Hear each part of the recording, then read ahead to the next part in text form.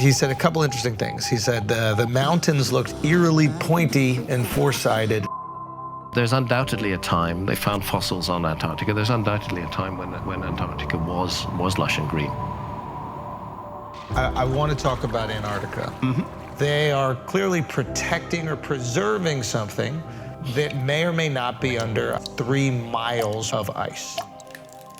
There's undoubtedly a time when Antarctica was lush and green. The question is, was it lush and green during the lifetime of the human species? Yes. And this is where it gets tricky.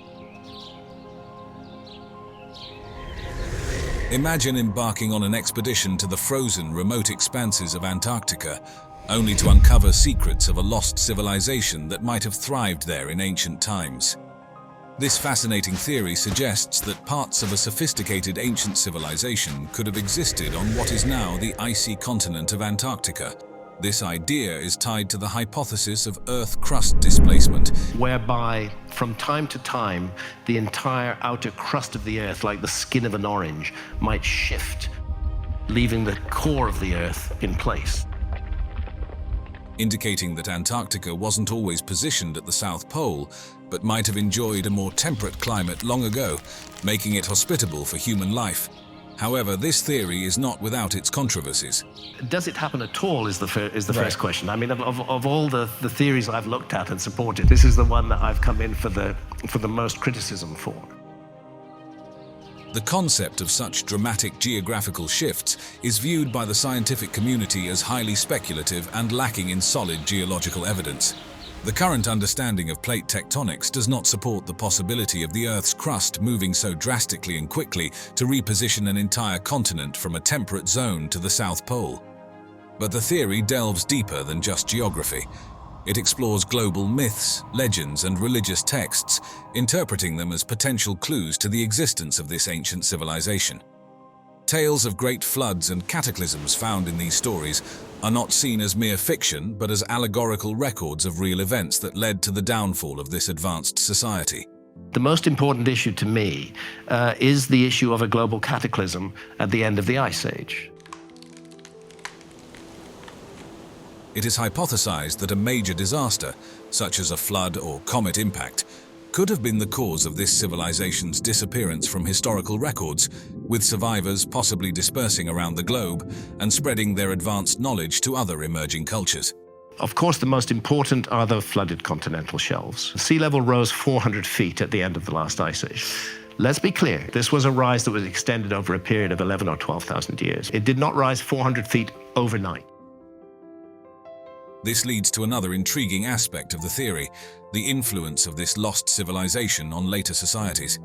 It is believed that the remnants of this ancient society played a significant role in shaping the development of well-known ancient cultures, such as the Egyptians and Sumerians. Similarities in architectural structures and astronomical alignments across different ancient sites are cited as evidence of a shared origin of knowledge. This suggests that these early civilizations might have inherited advanced architectural techniques, astronomical insights, and possibly other lost technologies and wisdom from their predecessors. The discovery of the technique to do longitudes that actually show the world as it looks during the last ice age suggests that somebody during the last ice age was mapping the world. Imagine a world where an advanced civilization flourished tens of thousands of years ago, long before the Sumerians of Mesopotamia marked what we consider the dawn of civilization around 6,000 years ago.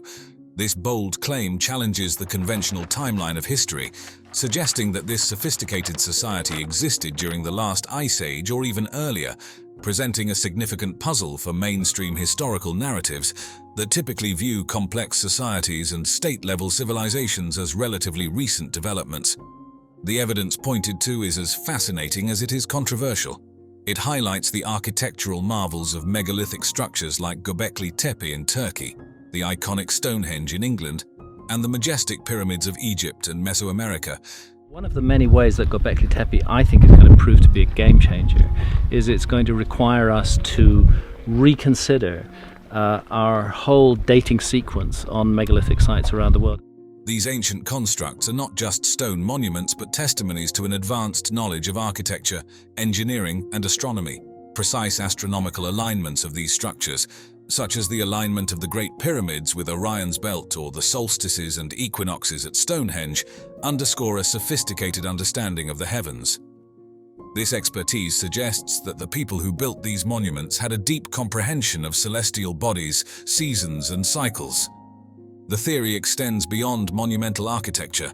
It proposes that this civilization possessed advanced navigational skills, which could explain how similar architectural styles and astronomical knowledge appeared across vast distances, transcending oceans and continents. The scale, precision, and complexity of these megalithic structures indicate technological and engineering skills far beyond what has traditionally been attributed to prehistoric societies. Furthermore, the alignment of ancient monuments with astronomical phenomena hints at a comprehensive grasp of astronomy, deeply integrated into their cultural and religious practices. Evidence of sophisticated urban planning evident in the ruins of ancient cities suggests advanced societal organization and knowledge of city building. The global spread of similar architectural and astronomical insights among disparate ancient cultures indicates a shared source of advanced knowledge. This could have been disseminated by survivors of this prehistoric society, whose legacy might be the foundation upon which later civilizations built their own achievements. Journey back to the Eocene epoch and you'd discover Antarctica vastly different from the icy, remote continent familiar to us today. This fascinating period reveals a past where Antarctica wasn't engulfed in ice but was bustling with life. During the Eocene, Antarctica occupied the same position over the South Pole as it does currently. Yet the global climate was substantially warmer, enabling the continent to support a climate far removed from the frozen desert we recognize now.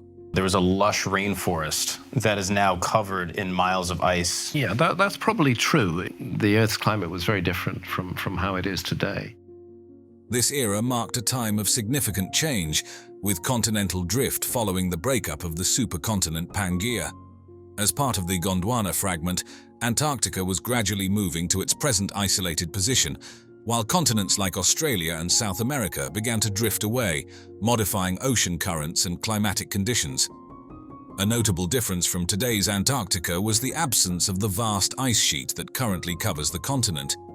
The Eocene's elevated global temperatures meant Antarctica was devoid of this extensive ice cover, which had profound implications for the planet's climate.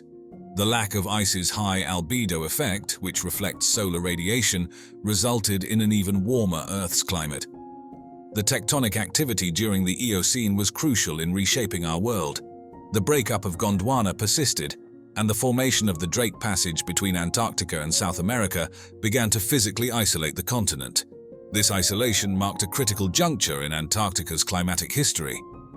Another significant development was the formation of the Antarctic Circumpolar Current towards the end of the Eocene, or at the beginning of the Oligocene. As the world's largest ocean current encircling Antarctica, the ACC played a vital role in the thermal isolation of the continent. By circulating cold water, it established a climatic barrier that kept warmer waters at bay, leading to the cooling and eventual glaciation of Antarctica. Fossil evidence breathes life into the Eocene Antarctica, with forests of beeches, conifers, and ferns indicating a much warmer and more humid climate than today's icy conditions. These fossils, including those of plants and pollen, demonstrate that the continent once supported a diverse range of flora and fauna. Sea levels during the Eocene were significantly higher due to the absence of large ice caps and the warmer global temperatures.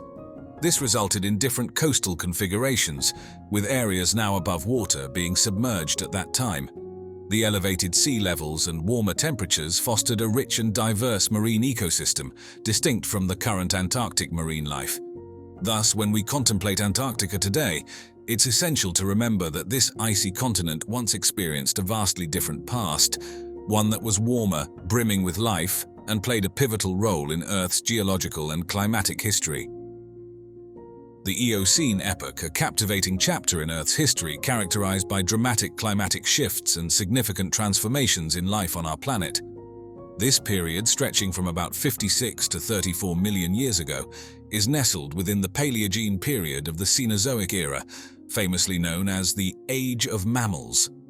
This era marked the flourishing of mammals, taking the stage after the dinosaurs exited at the end of the Cretaceous period, The Eocene sits between the Paleocene and the Oligocene epochs, with each phase documenting crucial geological, climatic, and biological shifts.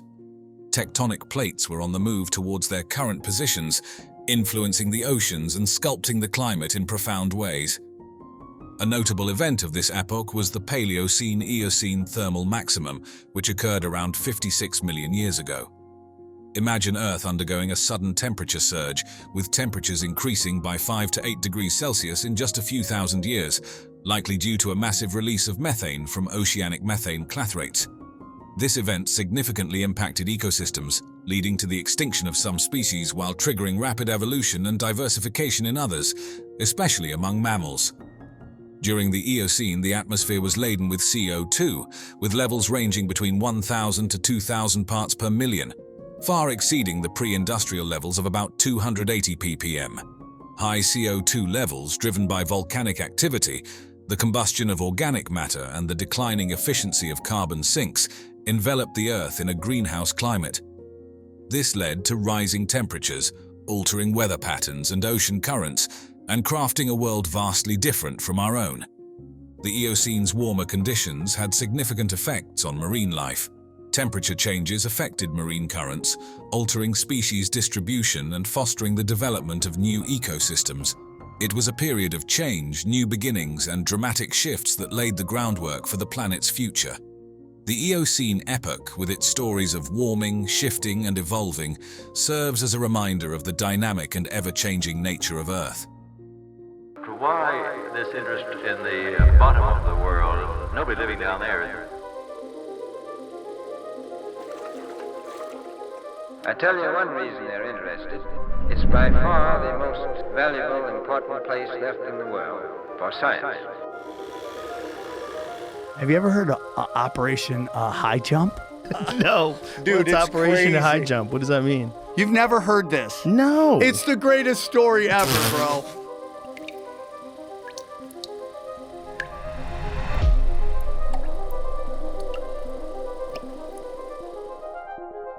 Project High Jump, also known as the United States Navy Antarctic Developments Program, 1946 to 1947, stands out as a remarkable chapter in the history of exploration, blending military precision with scientific curiosity. This operation, under the guidance of the indomitable Admiral Richard E. Byrd, was more than just an expedition. It was a groundbreaking venture into the unknown, aimed at asserting U.S. presence and prowess in the Antarctic during the tense early years of the Cold War.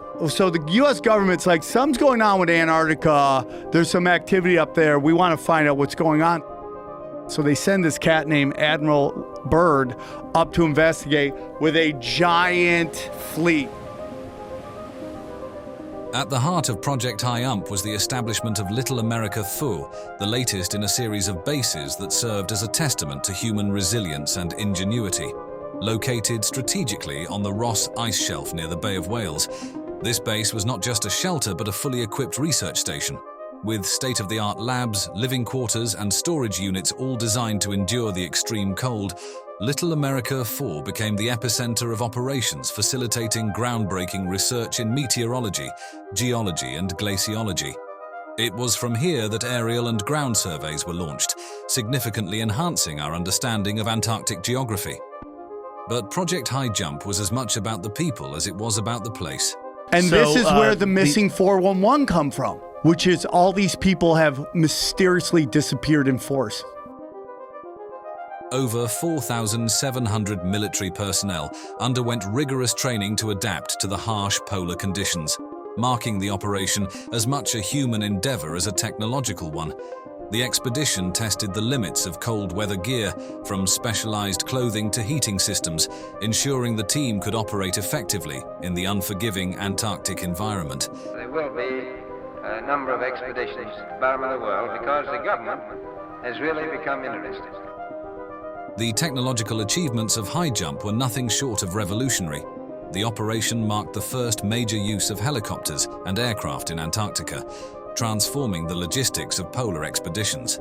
This fleet of snow tractors, weasels, aircraft, and ships was not just tested, but proven in the polar climate, providing invaluable data for future operations in similar conditions. Beyond the scientific and logistical achievements, Project High Jump was a statement of geopolitical intent. I 100% believe this is a spiritual war and that these people are working with dark entities, and that's what this is all about. In the shadow of the Cold War, establishing a US presence in Antarctica was a strategic move, showcasing American capabilities and interests in this remote region. The operation navigated the complex terrain of international law and diplomacy, aiming to consolidate US claims and influence in Antarctica. I think there's low-frequency stuff going on, and they've made deals with people and things, and that's why I think's going on. It's clear that this was no ordinary expedition. It was a bold foray into the unknown. The establishment of Little America 4 and the extensive training and testing that took place under the harsh Antarctic conditions were all steps toward a greater understanding of our planet. The legacy of Project High Jump would eventually lead to the Antarctic Treaty System. When Admiral Richard E. Byrd spearheaded Project High Jump in the mid-1940s, he wasn't just leading an expedition. He was venturing into the unknown on a scale never before seen in Antarctic exploration. This ambitious endeavor by the United States Navy was a testament to human curiosity and the drive to push beyond conventional boundaries. With over 4,700 personnel on board, ranging from naval officers to scientists and support staff, the operation was a massive undertaking that showcased the Navy's commitment to exploring and understanding the mysteries of the Antarctic continent. The fleet for this colossal mission was just as impressive, comprising 13 ships with diverse capabilities. Among them, the USS Philippine Sea stood out, not just as an aircraft carrier, but as a floating base for aerial operations that brought unprecedented mobility and reach to the expedition. This fleet, complete with icebreakers, supply ships, and destroyers, played pivotal roles, from navigating through treacherous ice to providing essential logistical support and serving as platforms for scientific research. This innovation opened new avenues for exploration and research, allowing the team to reach previously inaccessible areas. Fixed-wing aircraft were extensively used for aerial photography and mapping, covering nearly 1.5 million square kilometers of uncharted territory. This was no small feat. The aerial reconnaissance conducted during High Jump was crucial for mapping the continent's geography, studying its geology, and planning future expeditions. The resulting photographs and maps became authoritative sources of Antarctic geography for years to come. The harsh and extreme conditions of Antarctica posed significant challenges, necessitating innovative technological adaptations. Everything from vehicles to aircraft and ships was modified to withstand the polar conditions. Special insulation, heating systems, and lubricants were developed to ensure functionality in the extreme cold. These adaptations were not just crucial for the success of the expedition, they contributed to the development of technologies that would be used in cold environments worldwide. According to some, the United States Navy's expedition to the icy continent wasn't just about exploring uncharted territory. It was a covert operation to uncover something much more extraordinary: exotic technologies or evidence of ancient civilizations buried beneath the ice. The story goes a bit like this. Tucked away in the vast frozen landscapes of Antarctica, there might have been remnants of an advanced ancient civilization, or perhaps even a crashed alien spacecraft. Imagine that, hidden bases or technology from other worlds right here on Earth, lying in wait under the ice. This theory plays into the idea that such discoveries could explain the rapid technological advancements of the period.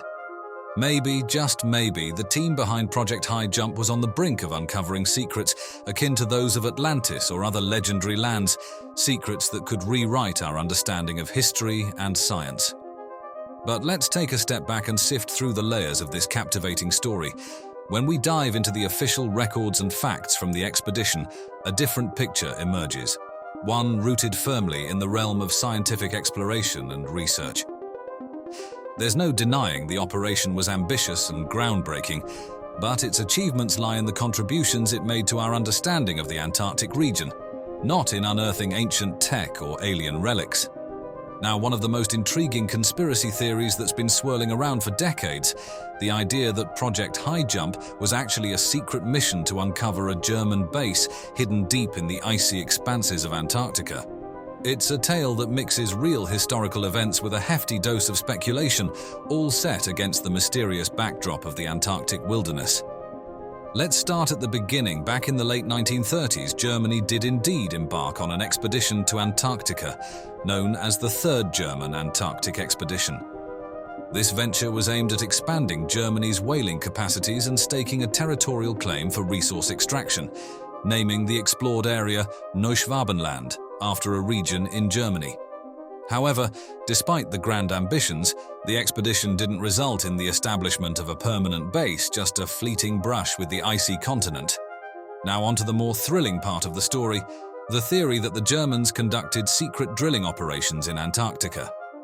According to various speculative narratives, these operations had several possible goals: hunting for rare minerals to power their war machine, establishing a covert base under the ice, dubbed Base 2111 or New Berlin, or even seeking out ancient knowledge or alien tech hidden in the Antarctic depths. It's the stuff of science fiction with a dash of historical intrigue, but let's pause for a reality check. The technical feats required for deep drilling in the Antarctic ice are formidable, even by today's standards. Considering the technology available in the 1930s and 1940s, the idea that they could have pulled off such a feat is highly improbable. Modern ice core drilling projects, which have successfully reached great depths, rely on sophisticated equipment and logistics that simply weren't at the Germans' disposal. But as World War II came to a close, rumors started to take flight. Stories began circulating about Germans fleeing and seeking refuge in a secret base in Antarctica, supposedly established in the wake of the Richter expedition. As the years went by, this theory found its way into various books, articles, and eventually online forums and documentaries, each iteration adding layers to the narrative. Speculations about the Germans developing advanced technology and weaponry in isolation, far from the prying eyes of the world, only served to deepen the mystery and allure of the story. Yet despite its captivating narrative, this theory remains just that, a theory.